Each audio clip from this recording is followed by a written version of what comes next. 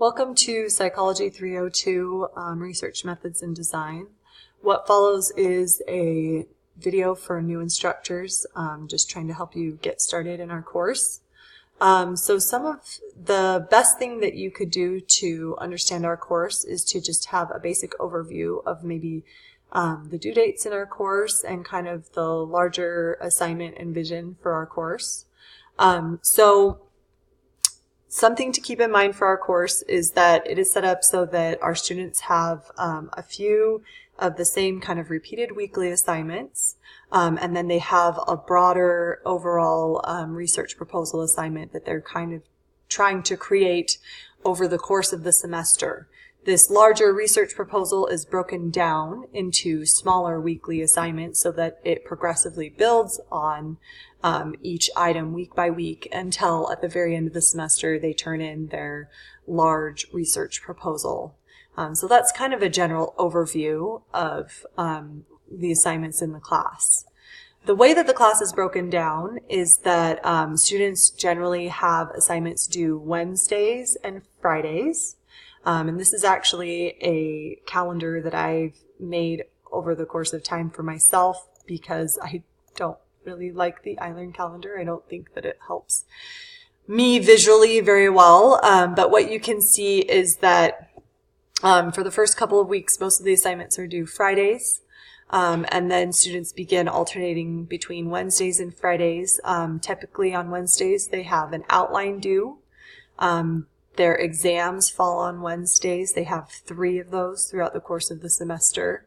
And then they should post an initial post on a discussion board.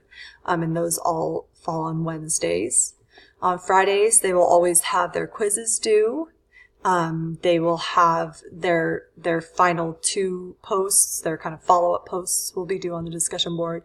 And then they almost always have a smaller assignment that relates to that large proposal, that is kind of a building block assignment towards that proposal. So they'll start with a research topics board. They'll start to narrow those topics.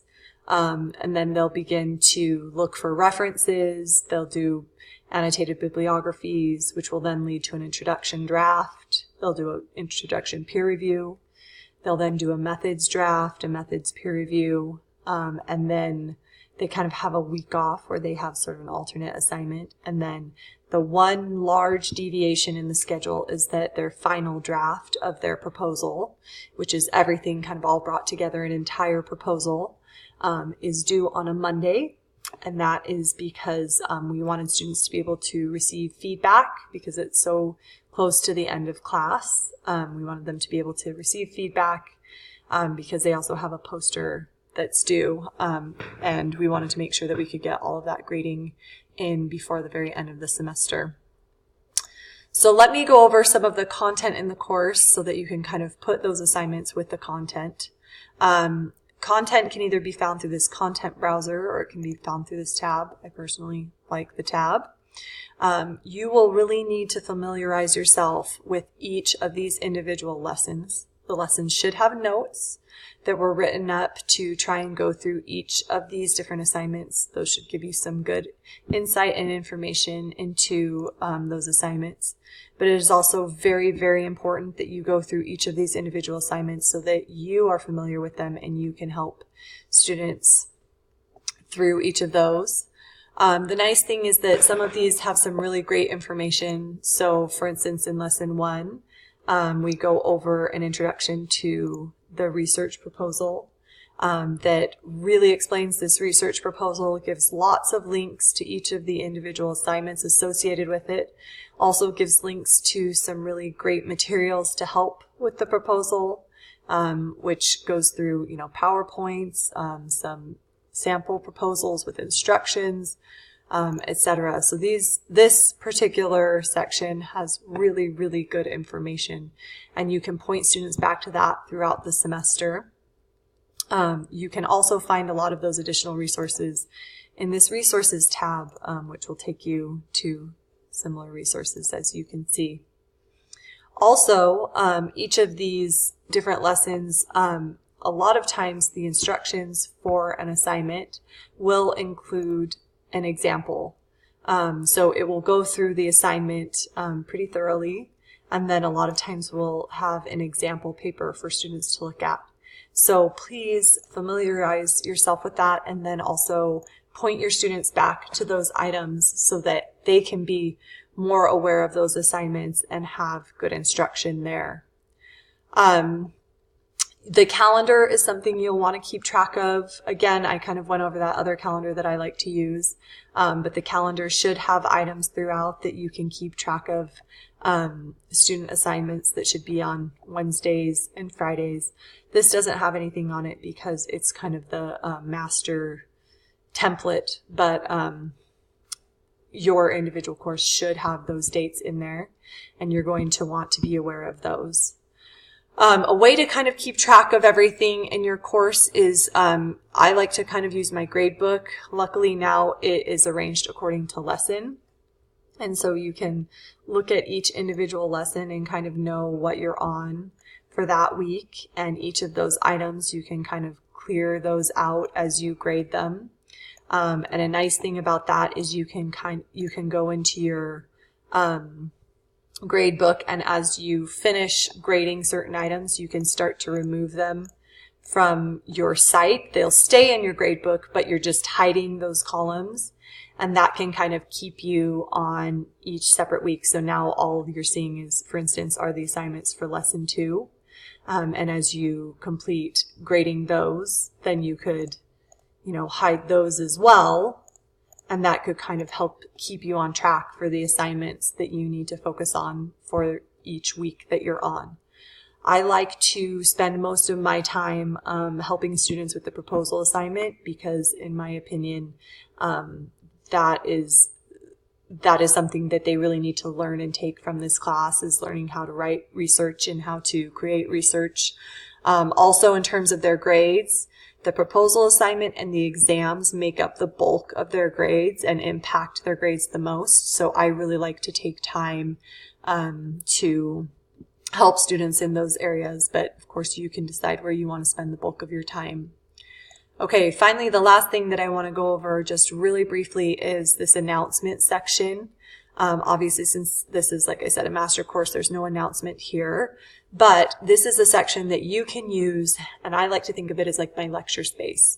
So if there's anything that I feel like students need additional help learning, they need some instruction and teaching, this is where I put that information. So I will go over, actually, I'm going to show you really quickly my current announcements. I will go over what I think they need to know for the week. So for instance, in this section, I've made a video about how to write a method section. I've given little tips and hints about things that they might need to do in a method section, suggestions, so that they are getting some instruction from me as well. Okay, one thing that we really need to go over in this course is we use a program called Turnitin. It's for our students to turn in most of their assignments. We don't really use the Dropbox or any of the assignments in the class, in the actual iLearn. So when you go to the assignments folder, it's not going to show anything. And that's because all of our assignments are actually in Turnitin. That's where our students are turning in their assignments. This can be frustrating because it's an external site, and so you have to do a lot of transferring, and you really have to train your students to make sure that they're going there and turning in their things there. However, it is a wonderful, wonderful site for getting feedback. I've really grown to love it, and I'll show you why. So one thing that's really, really great about Turnitin is that you can leave feedback on students' papers in a way that that is really much more, it's much richer. You can actually write on their papers. So I could say great summarizing, or you can actually highlight individual items and talk about problems that you might find in them. And you can go through, you can leave comments, You can attach rubrics. It really is a very rich program for leaving feedback for students. Our students are also able to do peer reviews through this program. So we've really found a lot of value in this program. You might get frustrated when you first start using it. That's pretty common with people who are new to it, but hang in there, keep with it. It really is a great program. So a few helpful hints with using Turnitin. Please go to the help guides, watch tutorials, learn how to use the program so that you're familiar with it, so that you can also teach your students.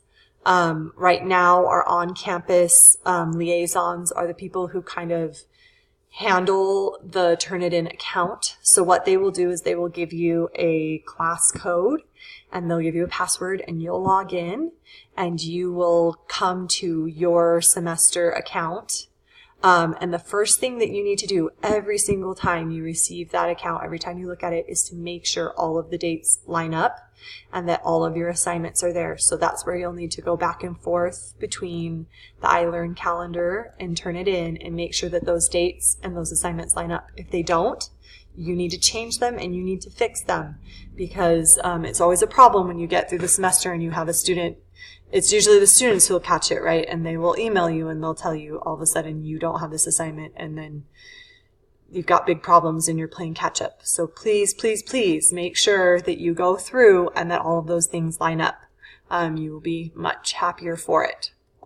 Another thing that you should keep in mind is that Turnitin does look a lot at plagiarism. It does have that is one function of this program. Students will really worry about that, and they'll get really upset about that, and it's up to you how much you want to worry about it.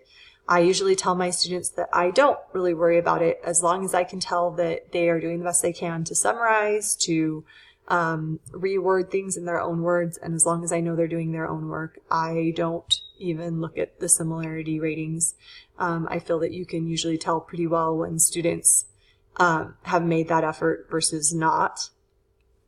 So you can decide how much you want to focus your time there. Then what you'll want to do is when you are finished grading your items and turn it in, you will need to bring them back to your grade book here and enter them in for your students. There are ways to transfer those over to do uploads and things like that. If you would like to do that, I find it easier to just type it in. So those are kind of the most unique things about our course. As you begin to familiarize yourself with both Turnitin and our individual course, I believe you should be able to really find a way to enjoy the course and to engage with it in students. And a great resource if you have any additional questions is to go to your OCR.